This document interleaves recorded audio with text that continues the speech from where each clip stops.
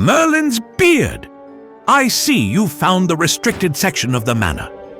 Few dare to venture this far, where secrets lurk like whispers in the halls of Hogwarts.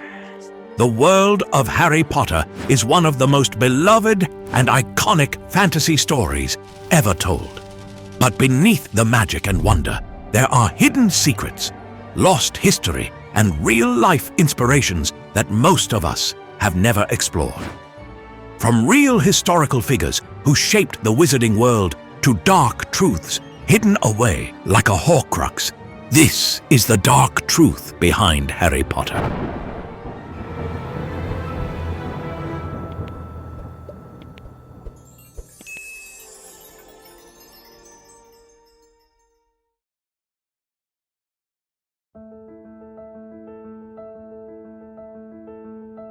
First mentioned in Harry Potter and the Sorcerer's Stone, Nicolas Flamel is introduced when Hagrid accidentally lets his name slip at the Leaky Cauldron while talking to Harry, Ron, and Hermione about the mysterious object hidden in Hogwarts. Later, determined to uncover the truth, Harry and Hermione search the library and eventually find Flamel's name in a book about alchemy. That's when they learn he is the only known maker of the Philosopher's Stone, an object that can turn metal into gold and produce the elixir of life, granting its user immortality. Dumbledore, a known alchemist himself, is said to have been close friends with Flamel, and in the book it's revealed that Flamel and his wife Perenelle had been using the elixir for centuries. But after the stone was nearly stolen by he who must not be named, also known as Voldemort, they chose to destroy it, accepting death rather than letting its power fall into the wrong hands. In the wizarding world, Nicolas Flamel is the legendary creator of the Philosopher's Stone. But here's the plot twist. Nicolas Flamel wasn't just a fictional character. He was a real person. Born in the 14th century France, Flamel was a well-known scribe and bookseller, but his true reputation came from something far more mysterious: alchemy. Historical records suggest he studied ancient texts, searching for the elusive secret of transmutation, the ability to turn base metals into gold, but most importantly, the discovery of the elixir of life. After his death in 1418, whispers began spreading that he had never really died at all. According to legend, Flamel had secretly discovered the Philosopher's Stone, achieving true immortality. And while history tells us that he died in 1418, centuries later, something strange happened. His tomb in Paris was found completely empty. No remains, no explanation, just a missing alchemist. In the Sorcerer's Stone, Flamel is said to have lived for over 600 years before finally choosing to destroy the stone and accept mortality. But what if Rowling wasn't just telling a story? What if she was trying to tell us something that alchemists and secret societies have whispered about for centuries? Did Flamel really crack the secret to eternal life? Or did he just perform the greatest disappearing act of all time? For centuries, alchemists and secret societies have searched for Flamel's lost knowledge, believing he faked his death and vanished into history. And in Rowling's world, that's exactly what he does, living in secrecy for over 600 years before finally destroying the stone.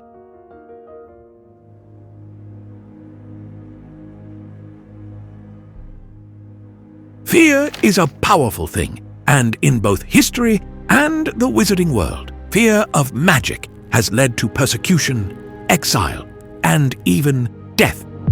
The Salem Witch Trials of 1692 remain one of the darkest moments in real-world history, an era of paranoia, false accusations, and ruthless executions. But in the Fantastic Beasts series, J.K. Rowling weaves this fear into the wizarding world itself. In The Crimes of Grindelwald, Grindelwald exploits this fear, warning his followers that muggles will always turn on witches and wizards just as they did in Salem. But this isn't just a throwaway reference. Rowling actually built an entire wizarding institution on the aftermath of centuries of persecution. Ilvermorny, the North American School of Magic.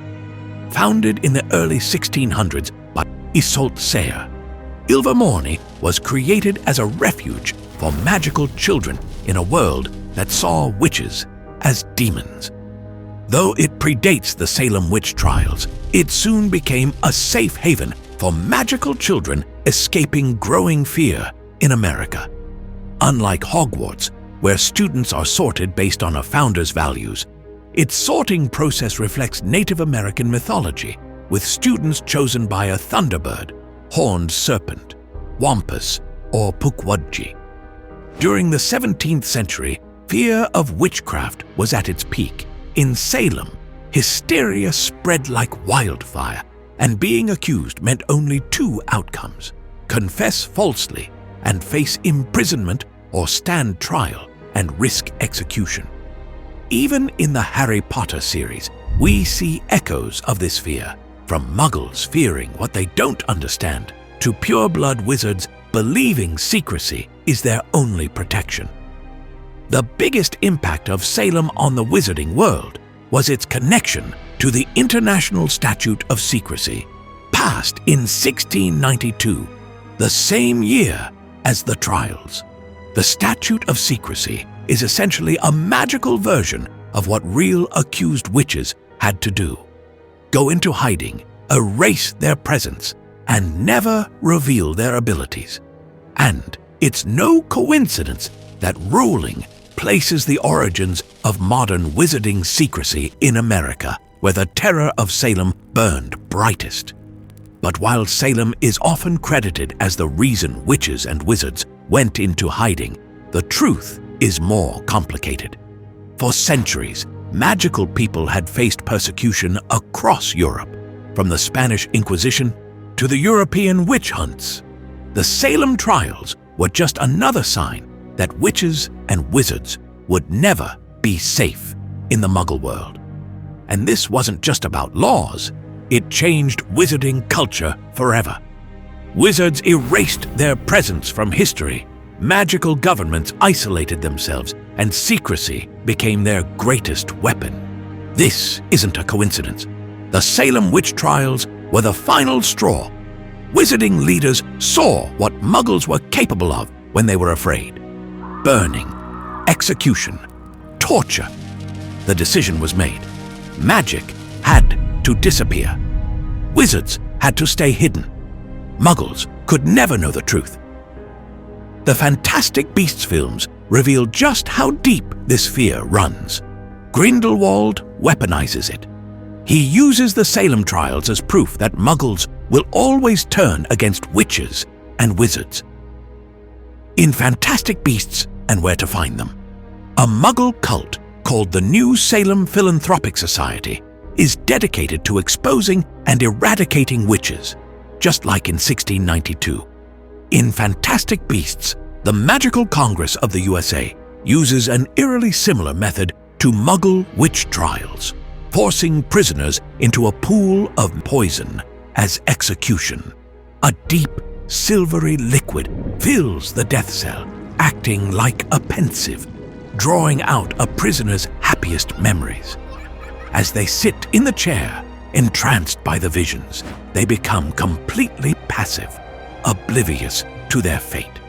Slowly, the chair lowers them into the potion, but the moment they sink beneath the surface, the liquid turns deadly, dissolving them instantly. This method pays homage to a number of capital punishments used throughout the history of the United States. The lowering of a chair into water references the wooden stool, a form of punishment in the 17th century in both Europe and the United States. It was also used to help identify witches based on the belief that witches could float with the devil's help.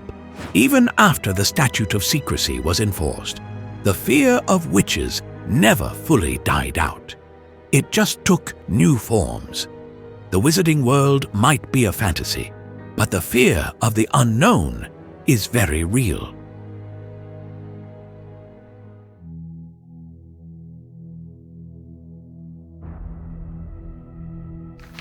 Azkaban, the darkest prison in the wizarding world. A place of absolute despair, where no one escapes and no one leaves unchanged. But what if Azkaban wasn't just a terrifying fantasy? What if its origins are rooted in something far more real and far more horrifying? J.K. Rowling later revealed that Azkaban wasn't always a prison. It was originally the lair of a dark wizard named Echrisdis, who practiced the absolute worst, horrific dark magic in isolation, luring Muggle sailors to the island, where they were never seen again. When the Ministry of Magic discovered the island centuries later, its dark presence remained, infested with Dementors, making it the perfect place to house the most dangerous criminals. So rather than destroying the island, the Ministry turned it into a prison, believing the Dementors would be the perfect guards. But here's where things get disturbing, because Azkaban has parallels to real-world prisons. An island surrounded by freezing waters, where the worst of the worst was sent to die. Sound familiar? Alcatraz, located in San Francisco Bay, was considered inescapable, just like Azkaban. Prisoners were cut off from the world, forced to stare across the bay at a city they would never return to. Some inmates reported going mad, their spirits broken by the isolation. Just like the Dementors drained the souls of Azkaban prisoners, Alcatraz's conditions left many mentally shattered. If there was ever a real-life Azkaban, it might be this place. Poveglia, a small island in Italy, was used to quarantine plague victims, where tens of thousands were left to die. Later, it became an insane asylum where prisoners were subjected to horrific medical experiments. It was eventually abandoned, but even today, locals refuse to set foot there, believing the island is cursed. Just like Azkaban, once you were sent there, you never returned. To this day, it remains abandoned, with a dark reputation as a cursed, haunted place, just like Azkaban.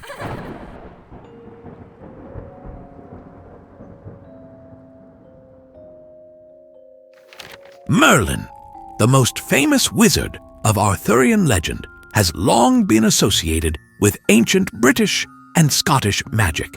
So could he have been the original inspiration for Hogwarts itself? While most versions of the Arthurian legend place Merlin in Wales, some medieval sources suggest he lived in exile in the Scottish Highlands, where he was said to have gone mad and gained supernatural wisdom.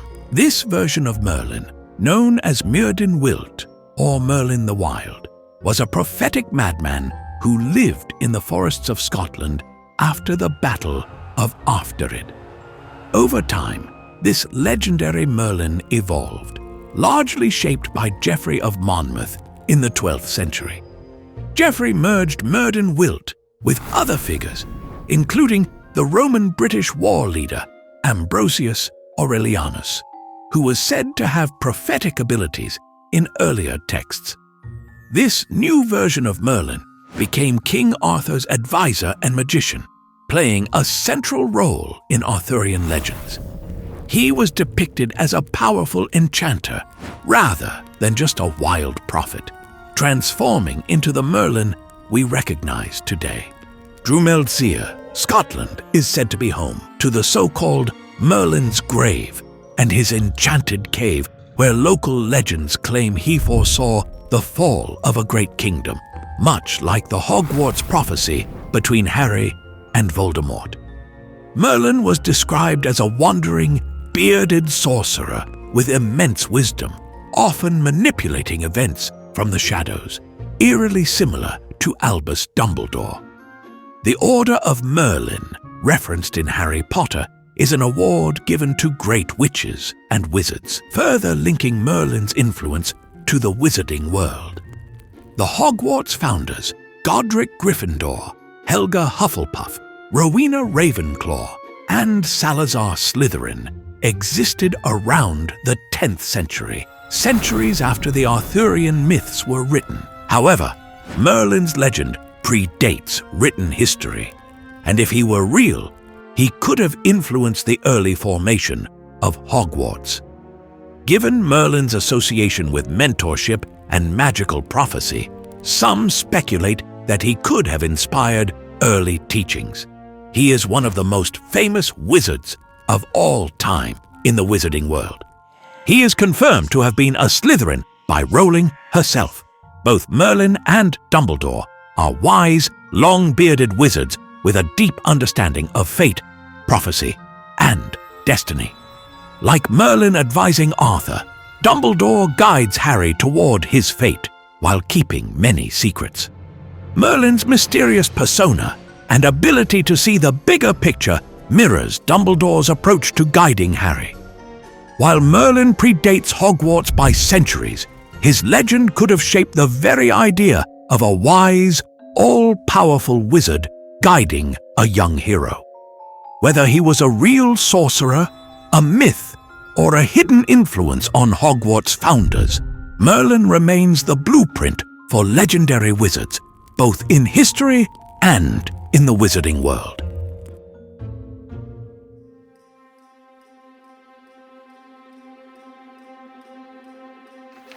If you were looking for a real-life Hogwarts, Scotland might be the closest you'll ever get. It's no accident that Hogwarts is located in Scotland, a land filled with ancient magic, eerie legends, and deep connections to the supernatural. J.K. Rowling could have placed Hogwarts anywhere, but she chose Scotland, a country where hidden castles, secret passageways, and ghostly myths aren't just fantasy. They're part of history. Scotland is home to hundreds of castles, many of which seem eerily similar to the mysterious enchanted halls of Hogwarts. Here are some examples of castles that could have served as inspiration for Hogwarts. Edinburgh Castle, built high on a rock, just like Hogwarts, and rumored to be one of the most haunted places in the world. Legends of hidden rooms in Edinburgh Castle strangely mirror the Room of Requirement. Stirling Castle, known for its hidden chambers, secret staircases, and ghostly sightings, all classic Hogwarts elements. Island Donan Castle, isolated on a small island resembling a real-life castle version of Azkaban. Many of Scotland's real castles share striking similarities with Hogwarts' hidden staircases, ghostly corridors, and magical lore. While many potential inspirations for Hogwarts are found in Scotland, one castle outside its borders simply can't be ignored. Alnwick Castle, used for Hogwarts' exterior in the first 2 Harry Potter films. This medieval fortress has secret tunnels, ancient libraries, and even a history of alchemy linked to its past. One of Hogwarts' most iconic elements is its hidden passageways, moving staircases, and vanishing rooms. But these aren't just fantasy. They have real-life origins in Scottish history. Many medieval castles in Scotland were built with hidden tunnels and escape routes used by nobles, rebels, and even alchemists to move in secret. For example, Dunrobin Castle's library is filled with rare historical texts echoing the vast archives of Hogwarts. Scotland isn't just a place of hidden castles. It's also one of the most magically charged locations in history. Before Hogwarts, Celtic sorcerers practiced magic in Scotland's forests and stone circles. The Druids were believed to be powerful seers, much like Hogwarts divination professors. The Picts, an ancient Scottish tribe, left behind mystical carvings of creatures that look suspiciously like hippogriffs, dragons, and even basilisks. The halls of Hogwarts are filled with ghosts. But did you know Scotland is considered one of the most haunted places in the world? Many Scottish castles have their own versions of ghostly women in white or grey, mirroring the tragic story of Helena Ravenclaw. Edinburgh Castle is said to have a headless ghost playing a drum, eerily similar to nearly headless Nick. How can you be nearly headless? Did Rowling weave real magic into Harry Potter? Hogwarts feels real because it's rooted in real history. From hidden passageways to ancient wizard legends, Rowling may have taken more inspiration from Scotland's magical past than we ever realized. So, when you imagine the Hogwarts Express crossing the Highlands, maybe it's not just a fantasy. Hogwarts might be fictional, but the magic of Scotland? That's real. The wizarding world is full of secrets, some hidden in the pages of history, others concealed beneath the veil of magic itself. From the real-life inspirations behind Hogwarts to the lost alchemical knowledge of Nicolas Flamel, the line between fact and fiction is thinner than we realize. So keep your wands at the ready, your minds open, and your eyes on the Marauder's map, because magic may not be as far away as it seems. Mischief managed